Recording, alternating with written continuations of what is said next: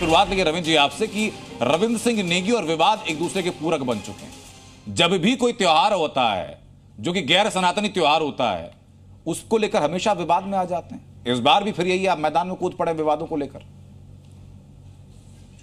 बूचड़ खानों से क्या यारी दोस्ती है सर? नहीं, मैं नमस्कार पहले तो सभी दर्शकों को। अभी बकरा ईद आ रही है। मैं इस लोकतांत्रिक देश है, सबको अपना त्यौहार बढ़ाना चाहिए, पर दो तीन बातें हमने कही, हम जो विधायक के नाते भी मैंने कही। मैंने कहा बकरा ईद आप खूब मनाइए, पर किसी गली, किसी चौराहे और किसी मस्जिद या किसी मदरसे में आप अगर मांस काटेंगे, अगर आप बलि देंगे, जो भी होता है वो देंगे, तो वो बर्दाश्त नहीं करा जाएगा। इसके लिए स्लेटर हाउस बनाए गए हुए हैं गवर्नमेंट की तरफ से, एमसीडी हर बार देती है, आप जाके वहां करिए।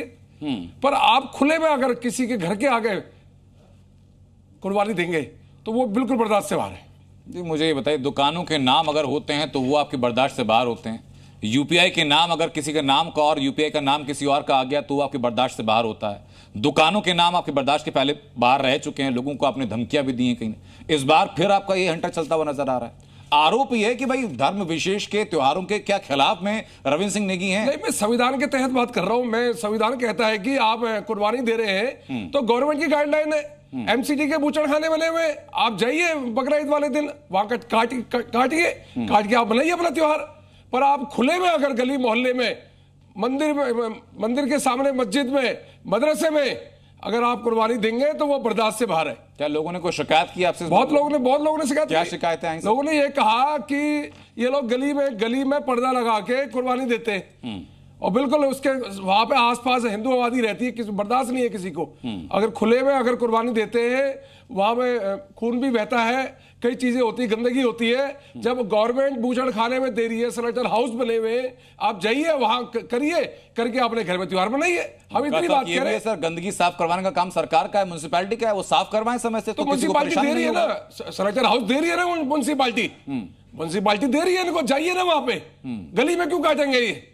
गली में कुर्बानी क्यों देंगे बताइए ना आप। मैं हिंदू हूं, मैं नहीं खाता मांस, मेरे घर के सामने कैसे कुर्बानी देंगे आप जाइए। तो इसी का विरोध है मेरा और ये विरोध जारी रहेगा। मैं हाजिर खान आपके पास में आऊंगा, मुझे बताइए कि इस बात को लेकर दिक्कत क्या है? रविंद्र सिंह नेगी का तर्क ये है इस बात को लेकर कि भाई कुर्बानी देनी है, बकरीद पर कुर्बानी दीजिए, लेकिन खुले में ना दीजिए। क्या इस्लाम में ऐसी मान्यता है कि खुले में कुर्बानी होनी चाहिए? देखिए, ये त्यागी जी, बात ये है कि रविंद्र जी को जानकारी कितनी है ये तो यही बताएंगे। मैं ये पूछ रहा हूँ इनके इलाके में कितने स्लेटर हाउस हैं, दिल्ली में कितने स्लाउटर हाउस हैं? गाजीपुर में है एक, गाजीपुर का बहुत बड़ा है। गाजीपुर के पूरे दिल्ली के लोग गाजीपुर में बहुत बड़ा है। गाजीपुर मैं अपने क्षेत्र की बात करता हूँ। पचमढ़ागंज विधानसभा के अंतर्गत कोई भी खुले में बलि नहीं देगा कुर्बानी, कोई भी।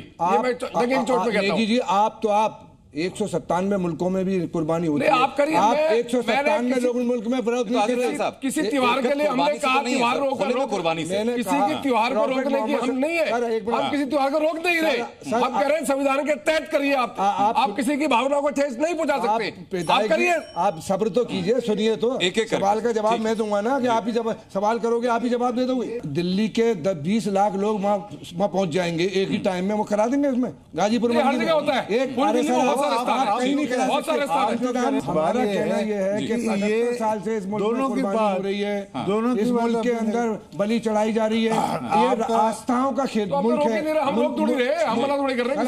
हमने आपसे मना करेंगे, हमने ये नहीं कहा आप लोग आपने बताया संविधान में रहकर बनाएंगे। संविधान के तहत, संविधान से बढ़कर कुछ नहीं है इस देश में। संविधान के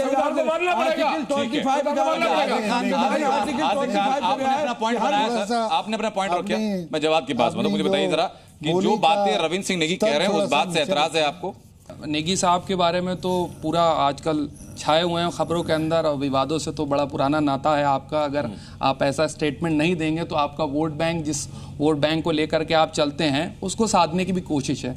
मैं रवि नेगी साहब से पूछना चाह रहा हूं कि बकरा ईद के अंदर जानवर की कुर्बानी से दिक्कत है, खून से दिक्कत है, या फिर चीजों दिक्कत है, लेकिन बीफ एक्सपोर्ट भारत जो है विश्व के अंदर जो है सबसे बड़ी चीज हो रही है। एक second, allow me to speak.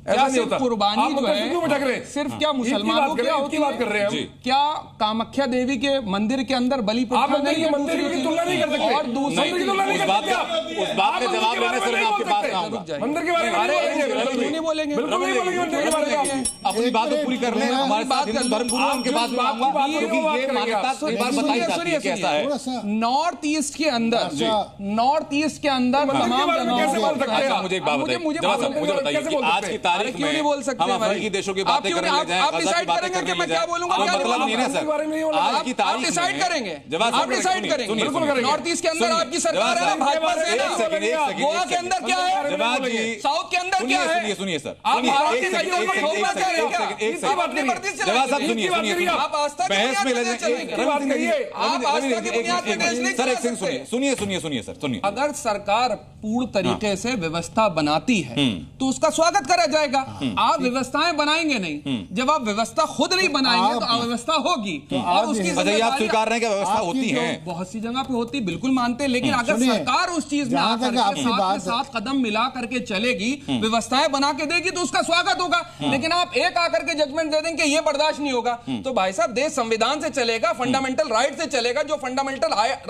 आपके लेकिन पास जवाब है, साहब, वही फंडामेंटल राइट fundamental उसके rights भी हैं हमारे जिसके पास है। पड़ोस में आपने संविधान जो की खुद शपथ बलि में ली है, विश्वास नहीं RSS रखता और जिसके की पड़ोस में बलि दी जा रही जाके है, संवैधानिक अधिकार उसके भी। जी न्यूज।